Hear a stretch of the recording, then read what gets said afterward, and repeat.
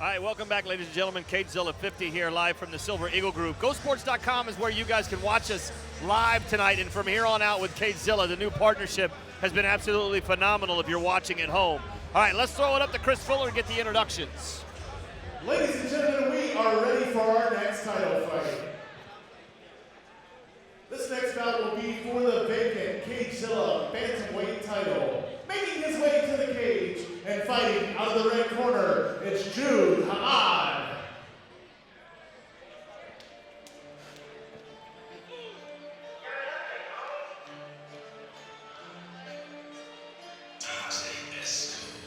Jude Hammad, 5'11", 135 pounds, 28 years old, fighting out of Freedom MMA in Manassas, Virginia. His record is 4-3. He is a 36th ranked amateur bantamweight in Virginia, and this is his second fight of 2018.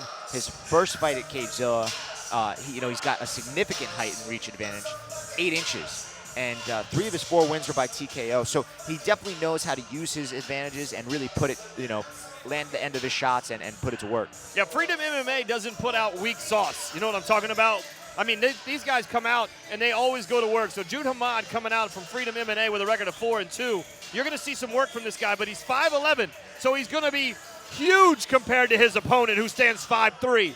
This is going to look almost funny, but maybe not. You know, a lot of guys like to, when I tell you that I bench press 400 pounds, right, just to sound like I'm cool. Oh, I've seen it, though. You may not be all the way 5'11", right? Just to say. Some people get taller in the program. It's a possibility, it depends on your shoes. But what I will tell you is that he is going to be the longer, taller fighter here against Pierre, and he is training at a camp with a lot of high-level, seasoned professionals at Freedom MMA. So Freedom MMA out of Manassas, you guys can go out there and check those guys out. Jude Hammad, he'll be fighting out of the red corner. All right, let's throw it back up to Chris Fuller. And his opponent, making his way to the cage and fighting out of the blue corner, it's Pierre. Now Pierre Ball, 5'3". 5'3". There's a huge difference there. And when I'm telling you 5'11" to 5'3", we'll talk about that difference during the fight that you see this. But now he's 135, age 24. So the age is just a little different, but the height difference is going to be unbelievable. He's fighting out of Team XCWT, so the combat wrestling traps out of Norfolk, Virginia. He's coming up from that Tri-City area, and that's a hike to come up here and get beat, Charles. Yeah, listen, anytime you travel, you don't want to lose, right? It's one thing to have a 15-minute drive home after a tough loss. It's another thing entirely to have a 5-hour drive home after a tough loss.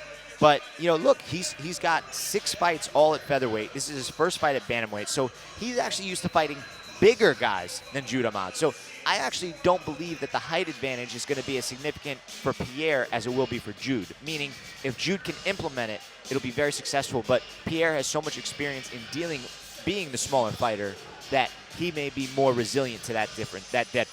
Now, he's never been submitted, right? And he already holds a belt in another promotion, so this could be pretty awesome to watch as these guys come out there. But most of his fights end in round number 1. So let's see what happens. Let's throw it back up to Chris Fuller. We'll get some introductions.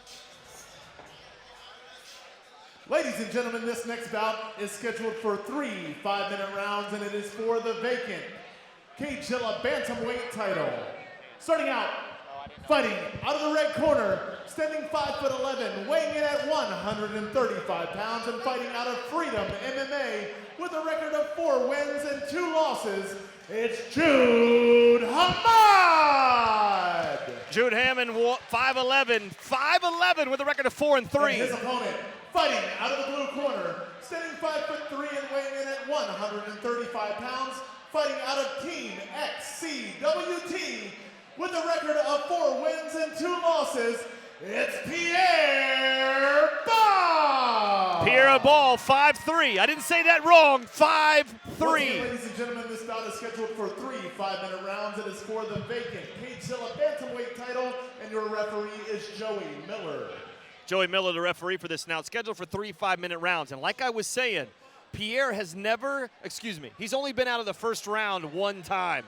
So we'll see what happens here as he makes his way in his debut in CageZilla to try to get a hold of this vacant title belt in the bantamweights. And now the height difference stands out to me. Yeah. Now the height difference is huge. But you know what? Like you were saying, different for a guy who's been fighting short all his life. Correct, correct. Both fighters touch gloves right in the middle of the cage. Black gloves, red tape for Jude Hammad, blue gloves for Pierre Ball. Jude's got a lot of movement. Pierre's just kind of walking forward, not really too worried about what he sees. I can't tell if that's a Pierre Ball look of, you know what, this is nothing. I'm going to come in here and I'm going to just work this tall kid. A good leg kick, though, from Jude. Coming up from Norfolk, Virginia, and we've seen some good fighters come up from that tri-state area, that Virginia Beach area. Ooh, excellent takedown. Caught the leg kick, then dove forward. Very good explosiveness from Pierre. And now he's passed into side control. And he actually has Jude's leg up.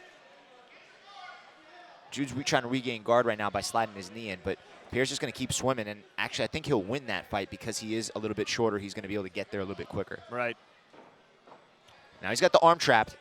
Now both guys have got some decent locks around each other's necks, but I don't think that anybody's got anything sunk in there tight. And Pierre is probably in a better spot than Jude. Yeah, absolutely. So Pierre actually, the holding onto the neck is usually more of an anchor than a choke in these types of situations. And Pierre's doing a good job of controlling Jude's hooks so that he can't regain guard. And now he's in mount. But Jude, as soon as he took mount, Jude did a great job of rolling him over, and now Pierre came out the back door. Yeah, it was a very interesting transition. So what had happened was, as Pierre went and moved into mount, Jude reversed him and then took his mount of his own. And as he did that, Pierre went to his stomach and came out the back door, which is when you kind of arch your back and come back under the other person's legs and then take their back. And in this case, he ended up on top. What's the move here, though? Is it just Pierre should let him up and let's go to fight? Great point. So Pierre's in a tough spot here because his arms are extended, and because Jude is so long, he has to really be careful of those legs climbing up his back and worrying about those triangles and those arm bars. Just like Pierre was in a bad spot, like, hey, I'm going to let you up, and I'm going to go back to work on you because right here I've extended everything I've got. Right. So exactly, actually, that's a great point because what Pierre needs to do is he needs to clear his arms or dive both in, and what Jude needs to do is he needs to start angling off his hips so he can get the leverage he needs to create any extension. It really makes a big difference, Pierre being smaller, because Jude just can't reach him. He can't get to him. Yeah, that's another great point, Kevin, because he's not able to get those hips. But great pass and then great roll, just like what we saw a few minutes ago. But what Jude was able to do was he was actually able to prevent any shots from landing just by pushing him out. Look at Pierre how strong he is and quick he is. Excellent transitions. Right to side mount. Oh, good knee from Pierre right to the side. Both guys is kind of, you know what, you've been on the ground. This is 5 minutes long here. You're a little over halfway through round number 1. So now one thing that again, every time, Jude has been able to roll, but now Pierre went for the arm bar. He's just got an arm cleared, but Jude was just a little bit too long there. He's too tall. It's a very interesting position to be in because there's just not a whole lot of movement either way. And Jude's probably like, I just can't get a hold of this kid. Like, I can't grab him. How do you get a guy in a submission if there's nothing for me to grab? It's too long. Right. Well, now Pierre's actually threatening. He's got a leg. They're not really there. It's interesting. This is very much a jiu-jitsu match. But now he's got to be careful. Jude's got to be careful. There's an ankle lock. He's got to do something. He's got to grab that arm, and then he has to clear his leg. This could be bad quick. He was able to break that grip, but that was a very bad position for Jude. Both fighters back up on their feet. Probably not the spot Pierre wants to be with a taller Jude laying blows on him. Well, but Jude's doing a good job of throwing those hard jabs, keeping his punches long. See, the kicks are a little bit hard because when you lead with a kick, there's just too many things can happen. Pierre can catch them, he could check them, and then come back and counter. You really got to punch your way into those shots. Still 2 more title fights to go after this one, the co-main event and the main event, as Pierre shoots in there. Very nice takedown. He slipped the punch, and he wasn't able to reach on the counter due to the disparity, but he was able to get in on the takedown. About 30 seconds to go in round number 1. These guys have been fighting for 4 minutes and 30 seconds now, as Pierre tries to get the lock in under his arm. Let's see if he can get it in there. I don't think he's got the right position because of an arm that's stuck in there. No, but that was a good roll by Jude to kind of alleviate some of the pressure of having his back taken. Pierre went with him, but he just wasn't able to hold on. Now this is an interesting position. Jude went a little bit too high, but if he could, he should think about taking his time there and holding on because he's so big. Oh, good right with hand 4 landed. seconds, 5 seconds left to go. Into round number 1 between Pierre Ball and Jude Hammad. Going to be a tough round for me to call because each guy had some great moves, some great reversals, putting guys down. This is a little different. We haven't seen this before. You're only allowed to have 1 second in the ring. So you know what I'm going to do? I'm going to turn my stool around and talk to the guy I want to talk to. Hey, you know, everybody's got their own strategies, and I kind of like that. You know, I hadn't seen that before. Increases the focus. You know, one thing with Jude that he needs to think about is because this is becoming such a scrambly fight, and it appears that Pierre's in a little bit better shape. He's feeling a little bit better. He's not breathing quite as hard. When Jude gets in a top position, he needs to lock that position down, use his weight, use his size advantage to try to hold down Pierre. Because with that leverage, he's going to be able to do a little bit more. As soon as he starts moving, it doesn't take it takes the smallest openings for Pierre to create the scramble, which is not only going to tire Jude out, but that's going to put Jude in a bad position, which is what we saw right there at the end of the round. It's almost an awkward fight to watch because everything that we normally see that some fighter can do when we say here comes the arm bar and here comes the reversal and the triangle, nothing seems to work for either guy because one's so much taller and the other one can't reach the other one. Exactly. A great point, Kevin. Yeah, physiologically, there's some challenges with a lot of these submissions. All right, start round number 2. Still 10 more minutes left in this fight. Jude just comes in and launches in there. That's awkward for him. He did dive in on a single, but now he's got to be careful here.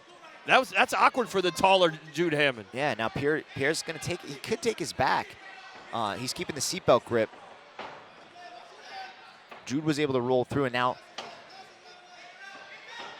Pierre's got that ankle, and he used it to clear it. Now he's in a deep side control with good elbows. Big elbows there landing, and he's got Jude flat on his back. Yeah. Big knee, excellent knee. Those are hurting to the stomach. Yeah. Right to the ribs of Jude Hammad, then a little elbow, and you act like those don't hurt at home. If you're sitting there, oh, okay, he's just laying on him. Let somebody lay on your face with your elbow. Good adjustment, though, by Pierre. Now, this time when he took mount, he grapevined his legs, and he waited because he knew what was going to happen. And as soon as Jude tried to use his leverage and roll him over, he planted his hand, set his base, and he prevented that from happening. Big elbow there landed. Pierre really listening to his corner. Like, just sat up and listened to hear what they had to say. A lot of concentration from Pierre. Good spot for Pierre right here. Armbar, let's armbar. see if he's got it. Has he got it in there? Can he lock it in? He tapped, it's over. Excellent, excellent work by Pierre.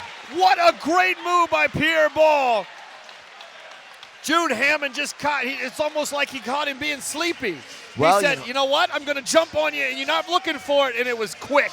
Excellent. It was excellent work by Pierre. Jude was in a tough spot, and as he reached forward, that arm was there, and Pierre was all over it. I mean, there was no hesitation.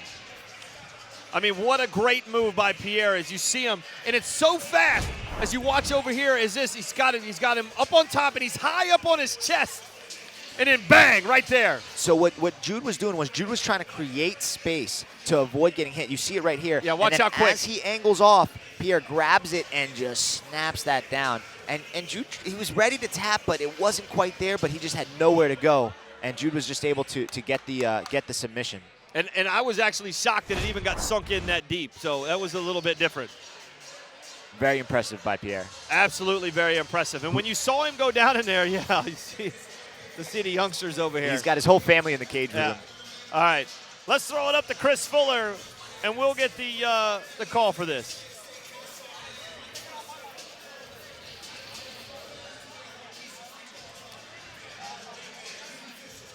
Ladies and gentlemen, referee Joey Miller has called a stop to the action. 1 minute and 15 seconds into the second round. For your winner, by armbar, and new Bantamweight title winner, out of the blue corner, Pierre Ball! Well, that ought to be a nice ride all the way back to Norfolk, Charles. Pierre Ball comes away with a huge win and a new belt to take home and hang on the wall. When we come back, still 2 more title fights to go, the co-main event and the main event at CageZilla 50.